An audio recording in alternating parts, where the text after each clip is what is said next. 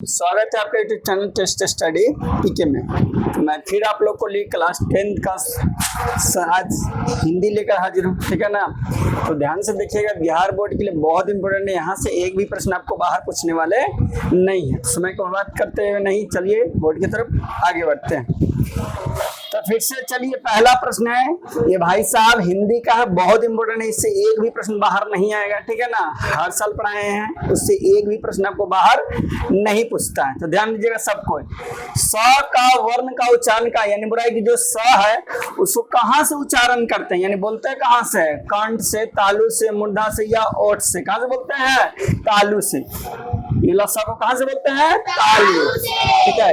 ये जो स को देखिए कौन सा, तालु से मूर्धांसा ना है, तो मूर्धांसा का उच्चारण कहाँ से होता है? तालु से। जो मूर्धांसा है उसका उच्चारण हम लोग कहाँ से करते हैं? तालु से।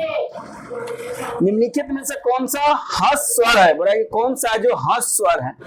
अ, आ, ई या ए? तो क्या है? अ। हस् स्वर कौन है? अ। हस् स्वर कौन है बउआ? अ, ठीक है। अ क्या है? हस् स्वर, ठीक है। हस् स्वर की बात की जाए तो अ क्या है बउआ मेरे? हस् स्वर। निम्नलिखित में से कौन योजक चिन्ह है, बोला कि कौन है जो योजक चिन्ह है? तो जैसे ऐसे लिखते हैं ना, दिन, बीच में तो रात, तो ये जो बीच में पड़ता है ना, यही हो गया क्या? योजक चिन्ह, ठीक है। जो बीच में पड़ा वो क्या है? योजक चिन्ह। तो इनमें से बोला कौन है योजक चिन्ह? तो ये देखिए बीच में जो पड़ता है यही क्या है? ऐसे जो लाइन नहीं देते ना बीच में, वही क्या है? योजक चिन्ह।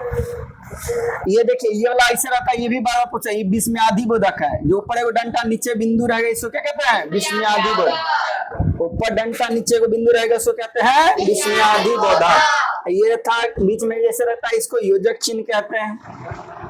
ये तो पूर्ण विराम है, आप जानते हैं। डंडा जो पड़ता है क्या है? गांधी जी का डंडा पड़ता क्या है? पूर्ण विराम है। ये तो कोमा है, जानते हैं, ठीक है, कोई दिक्कत नहीं ना है। निम्नलिखित में से शुद्ध शब्द कौन है? बड़ा कि शुद्ध कौन लिखा हुआ है? शुद्ध एकदम लिखा हुआ, तमिल, विलीन, बहुमुखी या समीप्त? क्या है? विलीन। विलीन क्या लिखा हुआ है? शुद्ध। विलीन एकदम बिल्कुल शुद्ध है, ठीक है ना। आगे बढ़ाएंगे। आपको वीडियो पसंद आ रहा होगा तो वीडियो क्या कर दीजिएगा? लाइक कर दीजिएगा। वीडियो को लाइक नहीं करते, ठीक है ना। एक बार जरूर लिखिएगा जय माता दी, कमेंट में जरूर लिखिए सभी भाइयों लोग जय माता दी, ठीक है। भगवान की कृपा आपका बना रहे, आप 400 नंबर लाएं, अच्छे नंबर से लाएं, ठीक है, कि अगले बार भगवान की कम से कम आप पूजा कर पाए, ठीक है। तो एक बार जरूर लिखिएगा जय माता दी। चलिए आगे बढ़ते हैं। जिन व्यंजनों के उच्चारण में श्वास पूर्व से अल्प मात्रा में निकले और जिसमें हकार जैसी ध्वनि नहीं होती है उन्हें क्या कहते हैं? तो उन्हें क्या कहते हैं? तो भैया अल्प प्राण कहते हैं। उन्हें क्या कहते हैं? अल्प प्राण। बोला कि जिन व्यंजनों को उच्चारण में श्वास पूर्व से अल्प मात्रा में, यानी पहले से कम मात्रा में निकले लेकिन हकार की ध्वनि नहीं आती है, तो उसे क्या कहते हैं? अल्प प्राण। क्या कहते हैं? अल्प प्राण। जब एक ही ध्वनि का द्वितर्क हो जाए तब उसे क्या कहते हैं? यानी एक ही ध्वनि है उसको दो बार बोल देते हैं, तो उसे क्या कहते हैं? संपृक्त ध्वनि, युग्म ध्वनि। क्या होगा? युग्म ध्वनि, ठीक है। एक ही ध्वनि को दो बार आप रिपीट कर देते हैं तो उसे क्या कहते हैं? युग्म ध्वनि, ठीक है ना। समझ रहे हैं ना? कहाँ खोले बुआ? ध्यान है कि नहीं है ध्यान? चलिए तो फिर से बता रहे हैं, वीडियो को भी आप लोग शेयर नहीं करते हैं, शेयर कर दीजिएगा। लाइक तो जरूर करिएगा, लाइक नहीं करते, पता नहीं आपको लाइक में क्या प्रॉब्लम है, लाइक जरूर करिएगा। महोत्सव शब्द का संधि विच्छेद करना है। किसका संधि विच्छेद करना है? महोत्सव, ठीक है। तो होगा भैया महाप्लस उत्सव बराबर महोत्सव। बोलिए महाप्लस उत्सव बराबर महोत्सव। बोलिए महाप्लस उत्सव बराबर महोत्सव। महाप्लस उत्सव बराबर महोत्सव। मेरे साथ साथ आप भी बोलिएगा तो उससे क्या होगा कि आपको याद हो जाएगा। तो महाप्लस उत्सव बराबर महोत्सव। महाप्लस उत्सव बराबर महोत्सव। एक खास जानकारी आपको बता दें, बिहार बोर्ड में या तो संस्कृत हो या तो हिंदी। जिनका हिंदी और संस्कृत ऑब्जेक्टिव में अच्छा रहेगा, टाइट रहेगा, वही बिहार बोर्ड में गांठ के आइएगा, नहीं तो खुद गांठा के आ जाइएगा। समझे कि नहीं? इसका मतलब क्या है कि आपको ग्रामर पर विशेष बल ध्यान देना पड़ेगा। नहीं ध्यान दीजिएगा तो लिबिर लिबिर करिएगा, बोरा में चल जाइएगा, ठीक है ना। फिर कोई मास्टर कुछ थोड़ी करेगा। तो इसीलिए आपको बुलवाते तो पीछे पीछे कम से कम बोलिएगा। तो महा प्लस उत्सव बराबर महोत्सव। यश, देखो बिंदु रहता है उसको ह पढ़ते हैं, तो यश प्लस डा, तो यश प्लस डा बराबर क्या होता है? यशोदा। यश प्लस डा बराबर क्या होता है? यशोदा। यशोदा, यशोदा ना, यशोदा, ठीक है। यश प्लस डा बराबर यशोदा, बोलिए यश प्लस डा बराबर यशोदा। यश प्लस डा बराबर यशोदा। यश प्लस डा बराबर यशोदा।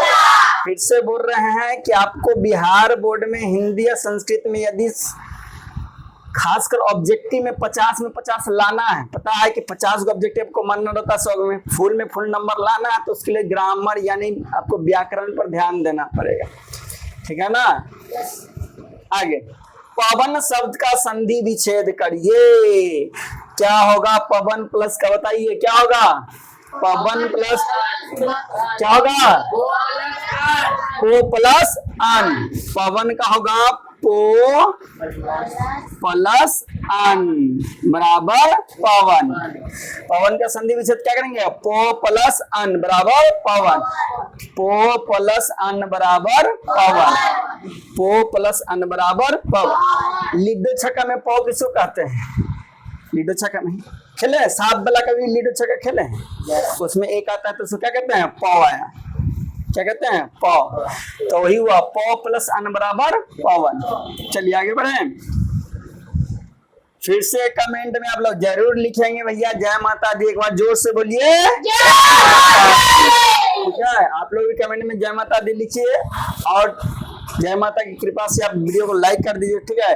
भगवान से कामना करेंगे कि भाई साहब जितने भी हमारे छात्र हैं, जितने भाई हैं बहनों, जितने कोई वीडियो देख रहे हैं, सबको 400 प्लस 450 प्लस की मनोकामना उनका पूर्ण करें।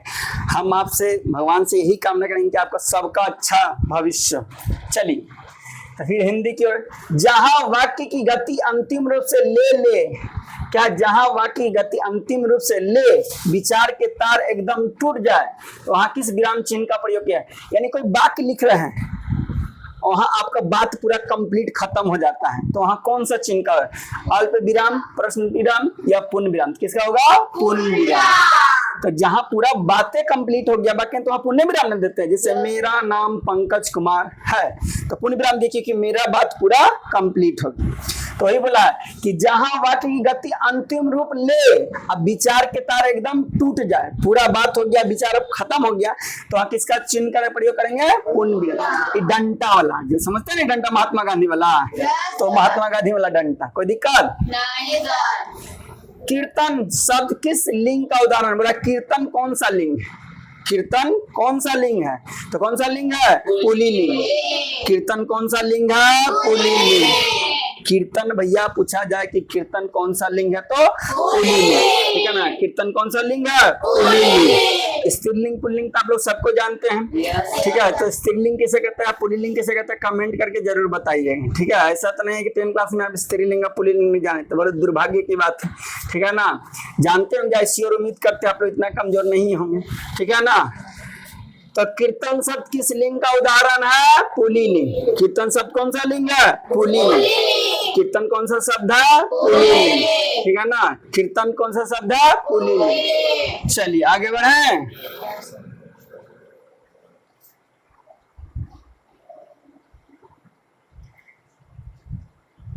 एकता शब्द का लिंग उदाहरण बताए। फिर बोला कि एकता शब्द कौन सा लिंग है? एकता क्या है? एकता। एकता बोल रहा है कि कौन सा लिंग है? पुल्लिंग, स्त्रीलिंग, उभयलिंग, इनमें से कोई नहीं। तो एकता कौन सा लिंग है? स्त्रीलिंग। एकता कौन सा लिंग है? स्त्रीलिंग, ठीक है। जिससे औरत का पता चले भैया उसी को स्त्रीलिंग कहते हैं, ठीक है। तो जो एकता हम लोग बोलते हैं कि जो एकता है, एकता कौन सा शब्द है? स्त्रीलिंग। कुंजरा क्या है? कुंजरा शब्द का लिंग